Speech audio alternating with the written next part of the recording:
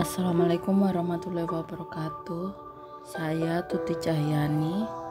Berikut akan memaparkan aksi nyata modul 1.4 Budaya Positif.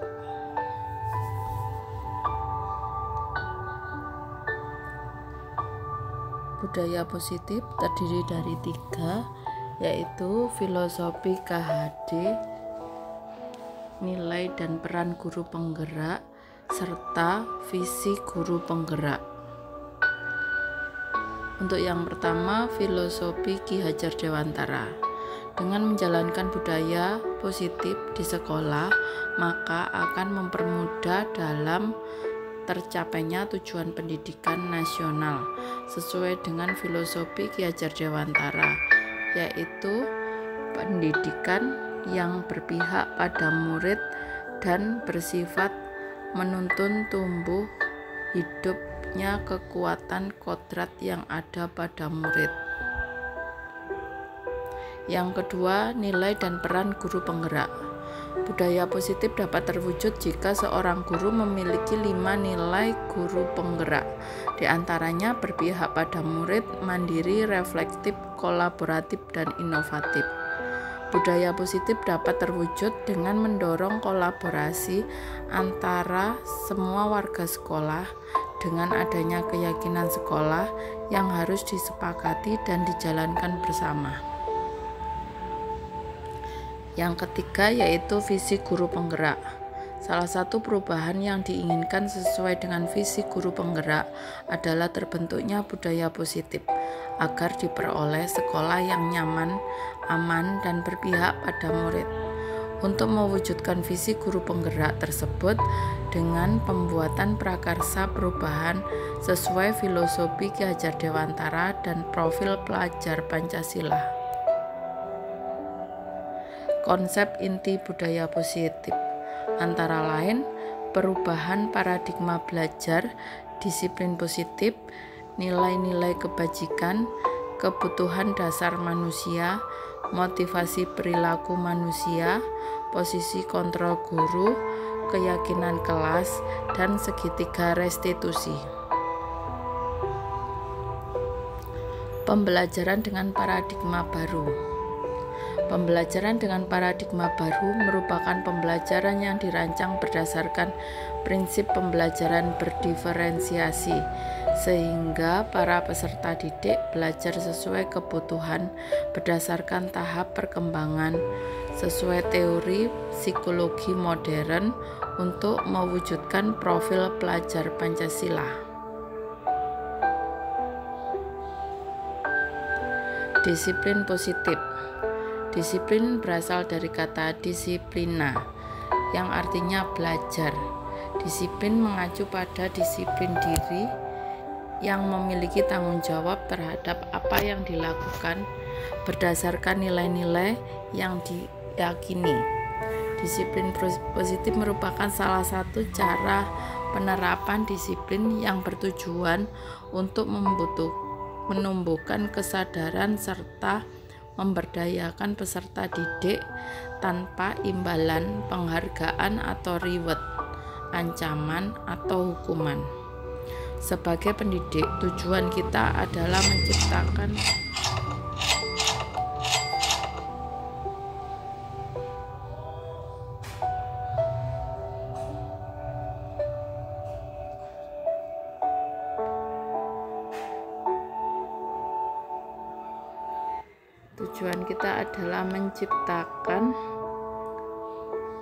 perilaku mengacu kepada nilai-nilai kebajikan universal dan memiliki motivasi intrinsik dalam perubahan perilaku ke arah yang lebih baik. Konsep disiplin positif. Konsep disiplin positif di sini terdiri dari hukuman, konsekuensi, restitusi.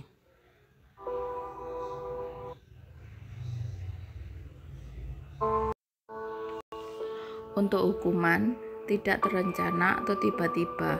Murid tidak tahu apa yang akan terjadi atau tidak dilibatkan, bersifat satu arah, berupa hukuman fisik atau psikis. Untuk konsekuensi yaitu terencana atau disepakati sesuai peraturan. Siswa tetap dibuat tidak nyaman dan sikap guru selalu memonitor murid. Untuk restitusi yaitu proses menciptakan kondisi bagi murid untuk memperbaiki kesalahan. Proses kolaboratif yang mengajarkan murid untuk mencari solusi sendiri. 5 kebutuhan dasar manusia yaitu bertahan hidup berupa makanan, pakaian, tempat tinggal, keamanan, kesehatan. Kasih sayang dan rasa diterima berupa rasa diterima, dipedulikan, berbagi, kerjasama, menjadi bagian dalam kelompok. Sedangkan penguasaan yaitu harga diri, keinginan untuk dianggap memimpin, berprestasi, diakui, dan didengar. Sedangkan kebutuhan kebebasan berupa mandiri, memiliki pilihan mencoba hal yang baru, mampu mengendalikan arah dirinya, serta kesenangan berupa bermain, humor, antusiasme, tertawa. Motivasi perilaku manusia yaitu untuk menghindari ketidaknyamanan hukuman, itu ada motivasi ekstrinsik untuk mendapatkan imbalan atau penghargaan dari orang lain. Sedangkan untuk motivasi intrinsiknya untuk menjadi orang yang mereka inginkan dan menghargai diri sendiri dengan nilai-nilai yang mereka percaya. 5 posisi kontrol seorang guru: penghukum, pembuat merasa bersalah, manajer, teman, dan pemantau. Untuk penghukum, yaitu posisi kontrol ini masih diterapkan oleh beberapa guru dengan anggapan hukuman mempercepat penyelesaian masalah tanpa memikirkan dampak buruk yang ditimbulkan. Seorang penghukum biasanya melontarkan pertanyaan menyakiti disertai gestur, menunjuk-nunjuk, menghardik, dan mata melotot. Dampak posisi kontrol tersebut, murid dapat menjadi pendendam, pemberontak, dan menyalahkan orang lain. Dampak lebih buruknya, murid akan mengalami keterpurukan mental seperti lunturnya rasa percaya diri dan kesedihan yang berkelanjutan. Pembuat rasa bersalah. Pada posisi ini, guru akan berkata lebih lembut. Guru akan menciptakan keheningan yang membuat orang lain merasa tidak nyaman, rasa bersalah, bahkan rendah diri. Posisi kontrol tersebut berdampak pada penilaian diri yang buruk. Murid akan merasa bersalah dan tidak berharga. Tidak seperti dampak posisi penghukum, murid dapat menumpahkan segala amarah meskipun dengan cara negatif. Murid dengan perasaan tertekan seperti ini yang tiba-tiba dapat meletus amarahnya sehingga dapat menyakiti diri bahkan orang lain. Teman. Pada posisi kontrol ini, guru tidak akan menyakiti murid, namun akan tetap berupaya mengontrol melalui persuasi. Guru akan bersikap akrab, berkata ramah dengan gestur merapat pada murid dan tersenyum jenaka. Dampak posisi kontrol ini dapat positif dan negatif. Positif dapat menjalani hubungan baik antara guru dan murid, sedangkan negatifnya akan muncul rasa ketergantungan murid terhadap guru. Di samping itu, murid akan merasa dikecewakan apabila suatu saat guru tidak dapat membantunya. Hal lain yang dapat timbul yakni murid akan berlaku baik hanya kepada guru tertentu dan akan berlaku semaunya jika bersama guru lain. Untuk pemantau atau posisi mengawasi. Ketika mengawasi, guru bertanggung jawab atas perilaku murid-murid yang diawasi. Posisi pemantau berdasarkan peraturan dan konsekuensi. Dengan menggunakan sanksi atau konsekuensi, guru dapat memisahkan hubungan pribadi dengan murid. Posisi tersebut berawal dari teori stimulus respon yang menunjukkan tanggung jawab guru dalam mengontrol murid. Seorang pemantau sangat mengandalkan perhitungan, catatan, dan data yang dapat digunakan sebagai bukti atas perilaku seseorang. Akibat dari posisi kontrol ini, murid memahami sanksi yang harus dijalankan karena telah melanggar salah satu tata tertib atau peraturan sekolah. Kemudian posisi manajer, posisi di mana guru melakukan sesuatu bersama murid, mempersilahkan murid mempertanggungjawabkan perilakunya, mendukung murid agar dapat menemukan solusi atas permasalahan sendiri. Pada posisi ini, murid diajak untuk menganalisa kebutuhan sendiri maupun kebutuhan orang lain. Di sini penekanan bukan pada kemampuan membuat konsekuensi, namun bagaimana dapat berkolaborasi murid dalam memperbaiki kesalahan yang dilakukan dengan memposisikan diri sebagai manajer akan berdampak negatif bagi penguatan watak atau karakter murid. Posisi kita sebagai apa selama ini? Kita mengkoreksi diri kita masing-masing. Posisi kontrol seorang guru yang diharapkan yaitu sebagai manajer. Guru berbuat sesuatu bersama murid, mempersilahkan murid mempertanggungjawabkan perilakunya, dan mendukung murid agar dapat menemukan solusi atas permasalahannya sendiri. Posisi manajer mengacu pada restitusi yang dapat menjadikan murid sebagai manajer bagi dirinya sendiri, sehingga tercipta identitas positif dan berhasil pada diri murid. Keyakinan kelas. Mengapa keyakinan kelas? Mengapa bukan peraturan kelas? Pembentukan keyakinan kelas bersifat abstrak, berupa pernyataan universal, dibuat dalam pernyataan positif, sedikit saja agar mudah diingat, sesuai dengan kondisi kelas dan sekolah sehingga mudah diterapkan. Semua anggota sekolah atau warga kelas dilibatkan saat membuat keyakinan kelas. Keyakinan sekolah atau kelas. Guru berperan dalam mewujudkan terbentuknya keyakinan sekolah atau kelas dengan adanya kesepakatan antar guru dan murid. Keyakinan sekolah atau kelas berupa pernyataan universal yang mudah diingat, dipahami, dan harus diterapkan dalam lingkungan sekolah. Disiplin positif melalui segitiga restitusi di sekolah. Apa pula itu segitiga restitusi?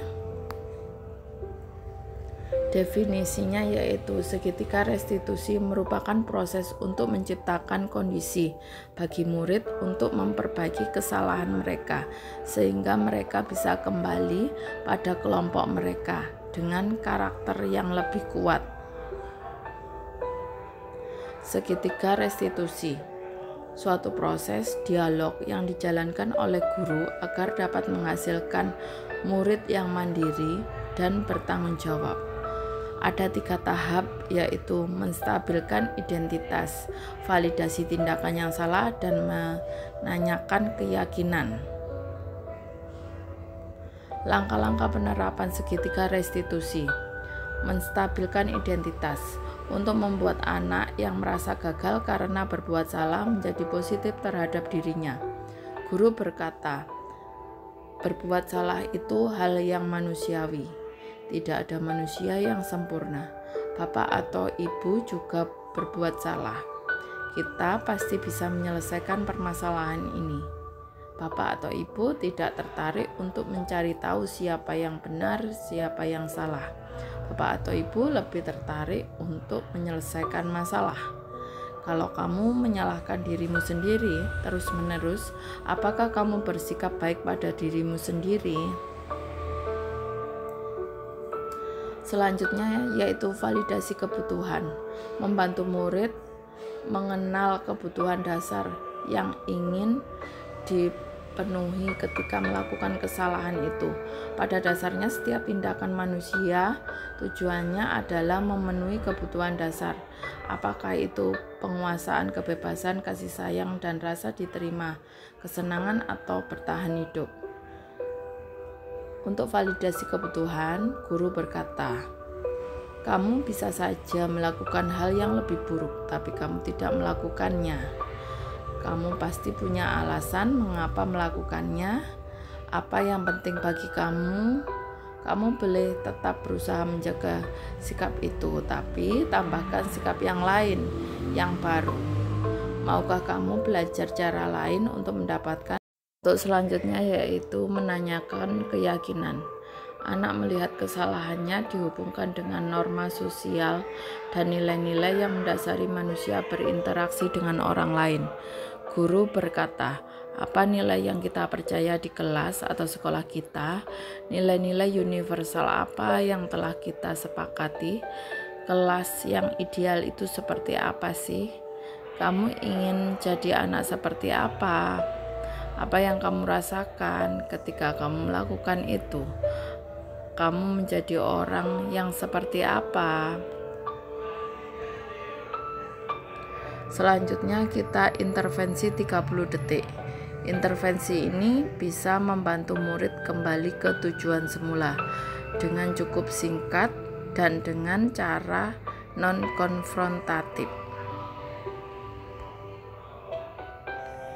Selanjutnya yaitu segitiga restitusi.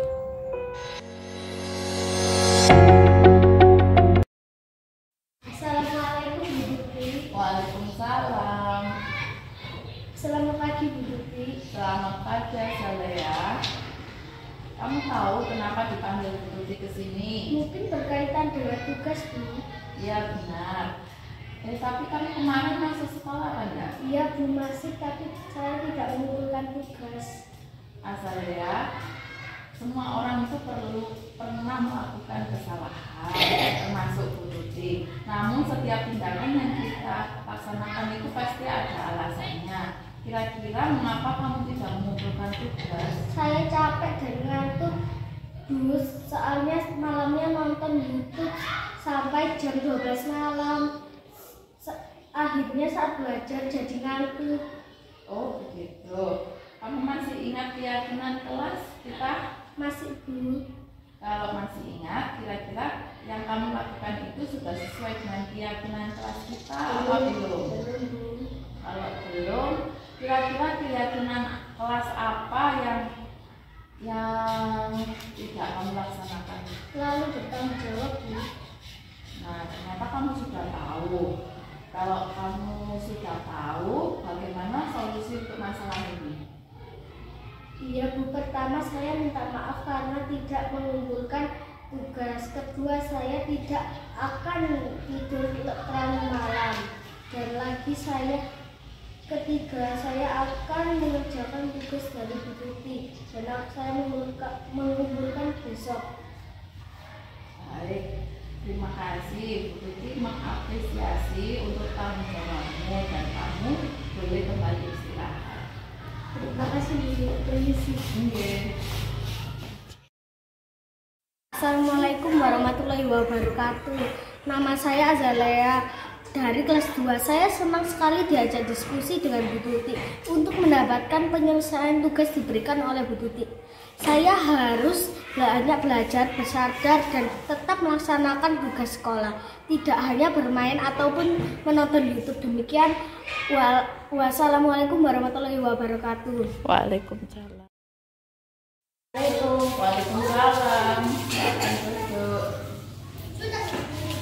Ukis kemarin waktu hari Rabu itu kamu tidak mengikuti ekstrakurikuler bahasa Inggris ya? Ya. Iya Bu. Soalnya saya buru-buru pulang karena mau diajak ayah piknik ke Malang. Oh gitu. Wah, pasti itu sangat menyenangkan. Bu Tuti juga pasti sangat senang jika diajak piknik. Namun, kamu lakukan itu sudah sesuai dengan aturan sekolah apa enggak? Tidak, saya tidak ikut serta tanpa izin. Kamu masih ingat dengan keyakinan sekolah kita? Kira-kira keyakinan apa yang belum kamu terapkan? Tertib mengikuti kegiatan sekolah ini. Nah, kira-kira apa yang kamu lakukan agar kamu bisa menerapkan apa yang sudah kamu yakini itu? Saya bisa izin kepada pembina pada izin. Mungkin ada yang lain?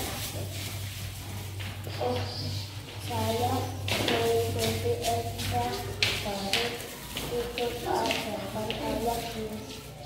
Nah, berarti kamu sudah paham dengan apa yang harus kamu lakukan tentang tata tertib sekolah kita.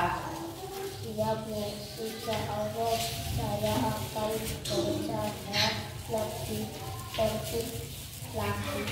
Oh ya, kasih ya. Assalamualaikum warahmatullahi wabarakatuh. Nama saya Lukis dari kelas 2. Saya senang sekali diajak diskusi dengan Ibu Tuti untuk dapat mengendalikan diri dan selalu mengikuti ekstrakurikuler bahasa Inggris. Saya harus banyak belajar giat dan berusaha menghadapi ketidakmengertian saya dalam pelajaran bahasa Inggris. Demikian, wassalamualaikum warahmatullahi wabarakatuh. Beberapa hal yang penting untuk dipelajari. Beberapa hal yang penting untuk dipelajari dalam proses menciptakan budaya positif di lingkungan kelas maupun sekolah. Komunikasi yang efektif antar guru, siswa, dan orang tua. Lingkungan belajar yang aman dan nyaman, strategi pembelajaran yang beragam, membangun kerjasama tim yang baik, motivasi siswa, dan menciptakan lingkungan belajar yang positif dan mendukung. Demikian paparan saya ucapkan terima kasih. Wassalamualaikum warahmatullahi wabarakatuh.